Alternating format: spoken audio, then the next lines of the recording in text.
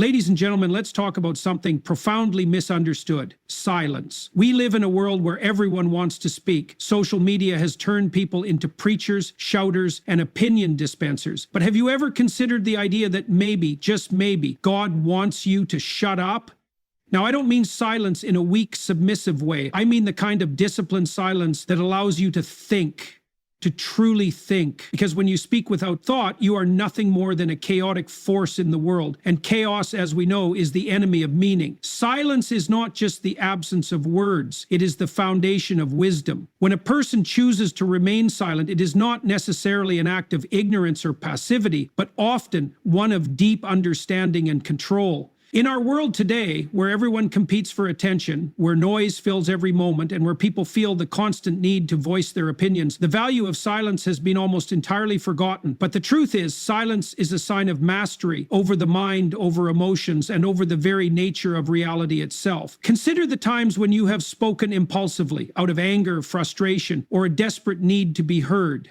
What did that accomplish? More often than not, it made the situation worse. Words spoken without thought are like arrows shot in the dark, wild, directionless, and often dangerous. The person who speaks without thinking reveals something crucial: that they are not in control. Their words control them, their emotions dictate their actions, and their mind is nothing more than a servant to their impulses. And that is the very definition of chaos. To understand the importance of silence, we must recognize that it is not simply the avoidance of speech, but rather the careful management of speech. A man who is silent is not necessarily a man who has nothing to say. On the contrary, he may have an abundance of knowledge, yet he understands something critical. Most words do not bring clarity, they bring confusion. Most conversations are not about truth-seeking, they are about ego. When two people argue, they are not always trying to understand each other. They are often just waiting for their turn to speak, crafting their next response while pretending to listen. This is not communication. This is not wisdom. This is noise masquerading as dialogue. True wisdom emerges in the space between thoughts. Silence is not empty, it is full. It is filled with potential, with observation, with the ability to process information before reacting to it. In contrast, constant speaking is a way to fill that space out of fear. Fear of discomfort, fear of being wrong, fear of being irrelevant. But the person who can endure silence, who can sit with their thoughts without the desperate need to spill them out into the world, is the person who has control over themselves. Look at the great minds of history: Socrates, Buddha, Christ. They did not engage in endless chatter. When they spoke, they did so with purpose, with precision, with an understanding that words have power. Words create worlds. This is something we see in Genesis, and God said, "Let there be light," and there was light. Speech is an act of creation, but if speech is misused, it does not create light, it creates destruction. When you speak without thought, you do not illuminate reality, you distort it. A person who speaks constantly does not realize they are emptying themselves. Words, when spoken without value, drain a person rather than strengthen them. There is a reason why those who practice deep wisdom often retreat into silence. It is not because they have given up on speaking, but because they understand that words, once spoken, cannot be taken back. Every time you speak, you reveal who you are, not just to others, but to yourself. If your speech is careless, if your words are impulsive, if your conversations are filled with noise rather than meaning, then you are not improving yourself, you are weakening yourself. And this is where we return to the idea that sometimes God wants you to shut up, because silence is not about suppression, it is about preparation. If you cannot be silent, you cannot think. And if you cannot think, you cannot understand. And if you cannot understand, then everything you say is meaningless. The ability to withhold speech until it is truly needed is a sign of discipline, of wisdom, of true strength. Think of the moments in your life when silence was more powerful than words, when a single pause held more weight than an entire speech, when an unspoken truth was far louder than a spoken falsehood. Silence allows reality to unfold as it is, without interference from ego or impulsive reaction. This is why so many great spiritual traditions emphasize the importance of stillness. The Stoics believed that control over speech was a sign of control over the soul. The Buddhists teach that silence is necessary for enlightenment. And Christ himself often retreated into solitude, understanding that listening to God requires the absence of noise. So why is silence difficult? Because it requires patience.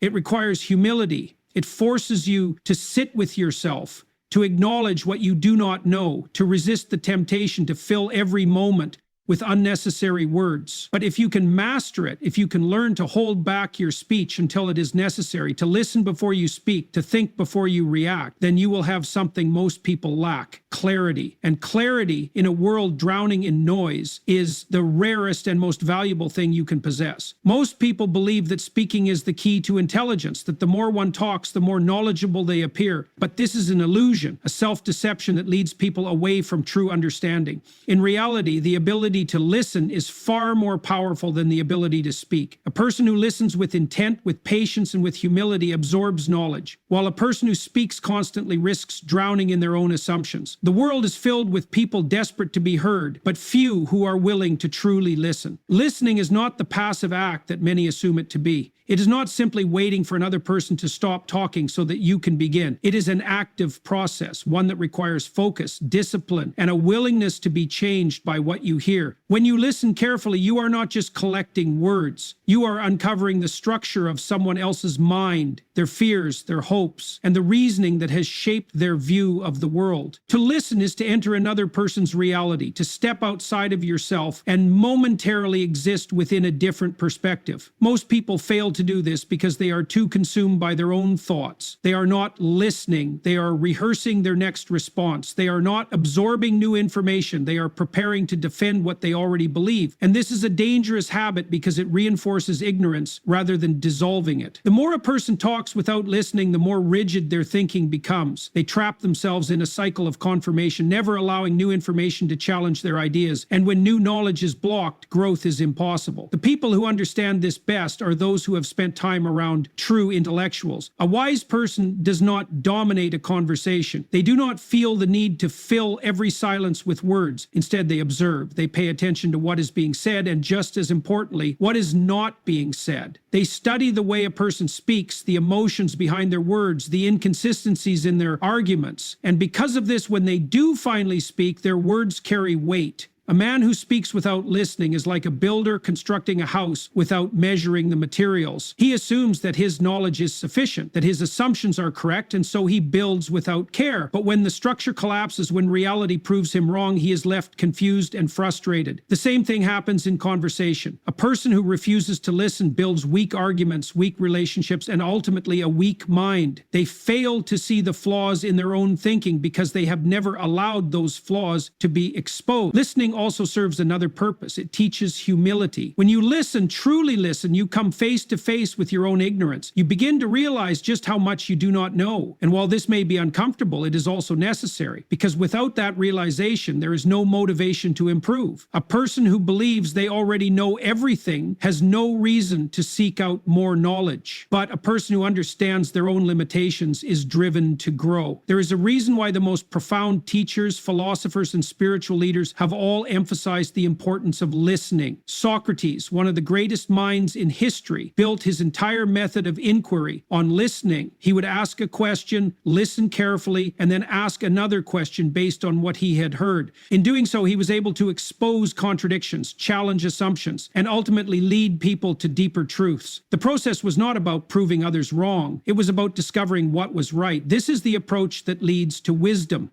A person who listens before they speak is like a craftsman who studies the blueprint before making a single cut. They understand that before they can contribute meaningfully to a discussion, they must first understand what is actually being discussed. And understanding requires patience. It requires effort. It requires resisting the impulse to react immediately and instead allowing thoughts to settle, to be examined, to be tested. Many conflicts, whether personal, political, or philosophical, arise because people refuse to listen. They are too quick to defend themselves, too eager to be right, too afraid of being proven wrong. But the irony is that in their desperation to protect their beliefs, they end up weakening them, because truth is not something that needs to be defended. It is something that needs to be discovered, and discovery can only happen when one is willing to hear what others have to say. To listen is to open yourself to the possibility of change. It is to recognize that no matter how much you know, there is always more to learn. It is to step outside of the self and engage with the world in a way that is not driven by ego, but by curiosity. And when a person does this, when they listen deeply, sincerely, and without the need to immediately respond, they unlock something truly rare: the ability to grow. The paradox of wisdom is that those who know the most are often the ones who speak the least. They do not need to prove their intelligence because they understand that true intelligence is not about proving but about learning, and learning begins not with speaking but with silence. Arrogance is a deceptive force. It disguises itself as confidence, as intelligence, as certainty, but at its core it is nothing more than a barrier to growth. A person who speaks constantly, who never stops to listen, who assumes they already know everything worth knowing is not intelligent. They are trapped in a self-created illusion of superiority, unwilling to consider the possibility that they may be wrong. And that unwillingness, that inability to question oneself, is the very thing that prevents progress. The problem with arrogance is that it breeds stagnation. A person who believes they already have the answers stops seeking them. They stop reading, they stop listening, they stop questioning the world around them. And when you stop questioning, you stop learning. Learning is not something that happens automatically. It requires humility. It requires the willingness to accept that you are incomplete, that your understanding is flawed, that there is always more to uncover. But arrogance destroys that willingness. It convinces a person that they have already arrived, that they have nothing left to refine, and that is a dangerous place to be. Think about the times in your life when you have been absolutely certain about something, only to later realize that you were wrong. What changed? Was it the truth itself? No, the truth was always there. What changed was your ability to see it, and that ability only emerged when you allowed yourself to step back, to reconsider, to challenge your own perspective. That is the power of humility. It keeps you open to reality. Arrogance, on the other hand, closes you off. It locks you inside your own mind, making you blind to anything that contradicts your existing beliefs. This is why so many of history's greatest thinkers emphasized the importance of doubt. Socrates famously stated that the only thing he knew for certain was that he knew nothing. Now, this wasn't an admission of ignorance. It was a demonstration of wisdom. He understood that the pursuit of truth is endless, that no matter how much knowledge a person gains, it will always be a fraction of what there is to know. Contrast that with the modern tendency to speak with absolute certainty about everything.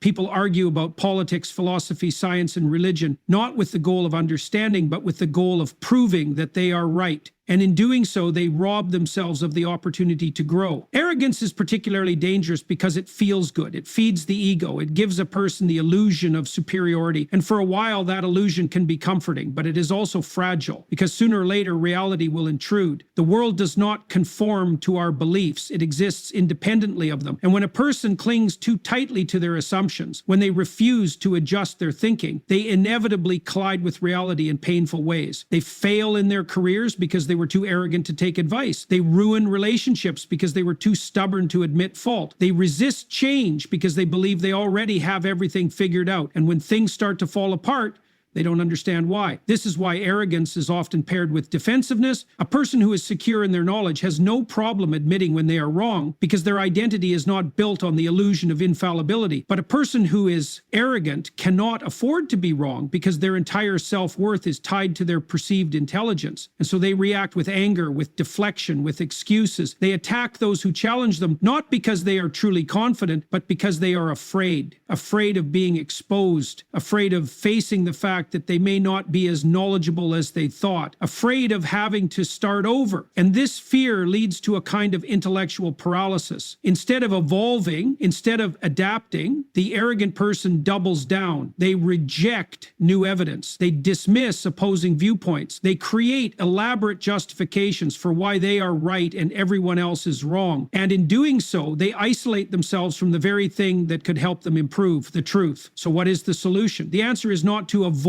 confidence altogether. Confidence is necessary. It allows us to take action, to pursue goals, to stand up for what we believe in. But confidence without humility is a dangerous thing.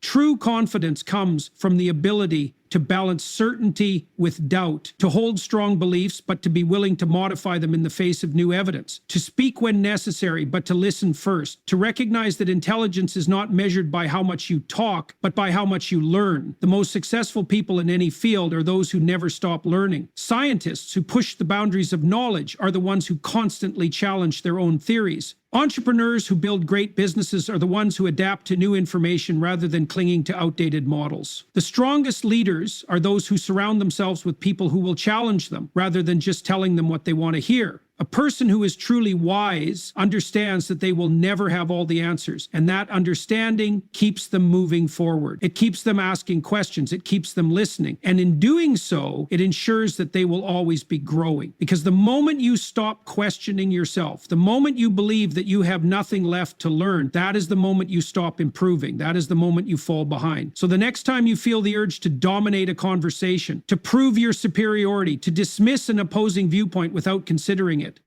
pause, ask yourself, am I speaking because I truly understand, or am I speaking to protect my ego? Am I listening with the intent to learn, or just waiting for my turn to respond? These questions are difficult. They require honesty. But if you can answer them truthfully, if you can learn to quiet your arrogance and replace it with curiosity, then you will begin to see the world more clearly. And that clarity, that ability to constantly refine your understanding, is what separates those who are truly intelligent from those who merely think they are. Anger is seductive. It feels powerful, righteous, and even necessary at times. It gives the illusion of control, of moral superiority, of unshakable conviction. But in truth, anger is a force of destruction, one that consumes not just the people around you, but you most of all. The more you allow yourself to be controlled by anger, the more you surrender your ability to think clearly, to act wisely, and to live in alignment with truth. It is no coincidence that religious traditions across cultures warn against the dangers of uncontrolled speech. In Proverbs, it is said, even fools are thought wise if they keep silent, and discerning if they hold their tongues. The implication is clear. The moment you allow your emotions to dictate your words, you risk making a fool of yourself. When people speak in anger, they rarely say things that are useful, insightful, or productive. Instead, they lash out, exaggerate, distort reality, and make claims they later regret. Anger is not interested in truth, it is interested in victory. And when you prioritize victory over truth, you lose something essential. You lose your integrity. You become willing to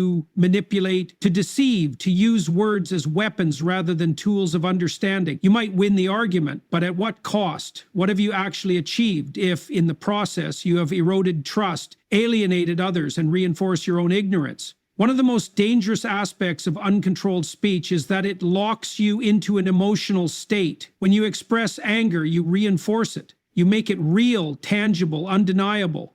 Not just for yourself, but for everyone around you. And once words are spoken, they cannot be undone. They linger in the minds of others, shaping how they see you, how they respond to you, how they interact with you. A single reckless sentence spoken in anger can destroy years of trust. A single moment of uncontrolled speech can create permanent consequences. And yet people throw words around carelessly as if they are weightless, as if they do not matter. But words do matter. Words create reality. They shape perception, influence behavior, and define relationships. Every civilization, every culture, every belief system is built on words. They are the foundation upon which human societies function. This is why great thinkers, from the Stoics to the Buddhists, have all emphasized the importance of controlling one's tongue. Because if you cannot control your speech, you cannot control your actions. And if you cannot control your actions, you cannot control your life. The ability to remain silent in moments of anger is a sign of immense strength. Weak people explode at the slightest provocation. They lash out when they feel insulted. They react impulsively when they are challenged, and they assume that being loud equates to being right. But a strong person, a truly disciplined person, understands that silence is not weakness. It is strategy. It is the refusal to be controlled by forces that seek to destabilize you. It is the ability to step back, to observe, to assess the situation before responding. And in doing so, it is the ability to maintain your power rather than give it away, because that is what uncontrolled speech does. It gives away your power. The moment you allow someone to provoke you into an emotional outburst, they have won. They have dragged you down to their level, forced you to react rather than respond, and exposed your inability to govern yourself. And if you cannot govern yourself, then what hope do you have of governing anything else? A person who cannot control their tongue cannot control their relationships, their career, their reputation, or their future. They will always be at the mercy of their emotions, slaves to whatever feeling happens to dominate them in the moment. The modern world does not encourage silence. It rewards outrage. It thrives on controversy, on impulsivity, on the rapid exchange of unfiltered opinions. Social media is built on this principle. It encourages people to react instantly without reflection, without nuance, without wisdom. And in doing so, it creates a culture where people do not think before they speak. They simply speak. But this is a trap. The person who speaks without thinking is easy to manipulate. They are predictable. They are controllable. But the person who waits, who chooses their words carefully, who refuses to be rushed into a reaction, that person is far more difficult to control. That person is dangerous in the best possible way. It is important to recognize that silence in the face of anger does not mean passivity. It does not mean allowing yourself to be mistreated or failing to stand up for what is right. It means choosing the right time, the right words, and the right approach to address an issue. It means refusing to let anger dictate your response. It means ensuring that when you do speak, your words carry weight, that they mean something, that they are aimed at resolution rather than destruction. There is an old saying, never argue with a fool, for onlookers may not be able to tell the difference. This is one of the simplest yet most profound lessons about the importance of restraint in speech. When you engage in an emotional battle with someone who is acting irrationally, you risk appearing just as foolish as they are. Worse, you risk being dragged down to their level, pulled into a conflict that serves no purpose other than to gratify your ego. The greatest leaders, the most effective thinkers, the most disciplined individuals, all of them understand the power of deliberate speech. They do not waste words. They do not react impulsively. They choose when to speak and when to remain silent. And when they do speak, they do so with precision, with control, with an awareness of the impact their words will have. This is why silence is sometimes the most powerful response. When you remain silent in the face of provocation, you deny your opponent the reaction they seek. You force them to confront their own anger, their own instability, their own lack of control. And in doing so, you reveal who truly holds the power in the situation. To speak wisely is to speak with purpose. It is to understand that words are not just sounds. They are forces that shape the world. And if you do not master them, they will master you. If you do not learn to control your tongue, it will control you. And that is not freedom. That is not strength. That is slavery to emotion. So before you speak in anger, before you allow yourself to be drawn into an argument, before you use words as weapons rather than tools, ask yourself, is this necessary? Is this true? Is this wise? If the answer is no, then the best response, the most powerful response, is silence. Because silence is not just the absence of noise, it is the presence of discipline. And discipline is the foundation of all greatness. People believe that speaking makes them strong. They assume that the louder they are, the more dominant they become. That if they never back down, if they always have the last word, they have somehow won. But this is an illusion. The truth is that the person who constantly speaks, who never stops to listen, who never embraces moments of silence, is not strong. They are weak. They are revealing in real time that they have no control over themselves. They are displaying their insecurity, their fear, their desperate need to be heard, to be acknowledged, to be validated. True strength, true power comes from control, and the highest form of control is self-restraint. A person who can sit in silence, who can resist the urge to immediately react, who can allow a conversation to unfold without forcing themselves into the center of it, that is a person who possesses real authority.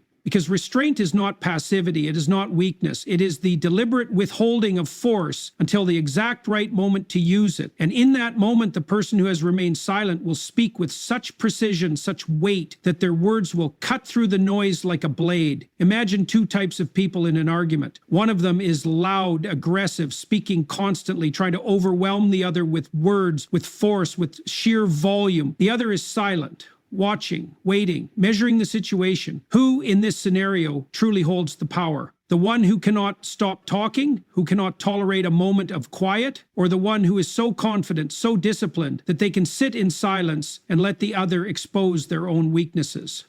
This is why some of the most powerful figures in history have been those who understood the value of restraint. They did not waste their words. They did not react emotionally. They did not rush to prove themselves in every conversation. Instead, they watched, they listened. And when they finally spoke, their words carried the full force of their intelligence, their experience, their wisdom. A person who speaks constantly is like a river that has overflowed its banks, rushing wildly, but lacking direction, lacking control. A person who chooses their words carefully is like a sculptor, chiseling away at raw stone, revealing only what is necessary, only what is essential. And the difference between the two is the difference between power and desperation. The world rewards those who can control themselves. It rewards those who can think before they speak, who can resist the urge to react emotionally, who can use words not as weapons of impulse, but as instruments of precision. This is why the strongest negotiators, the most effective leaders, the most respected individuals in any field are those who do not waste words. They do not speak simply to hear their own voice. They speak when it matters. In warfare, the most dangerous opponent is not the one who is constantly attacking, constantly swinging, constantly moving without purpose. It is the one who waits,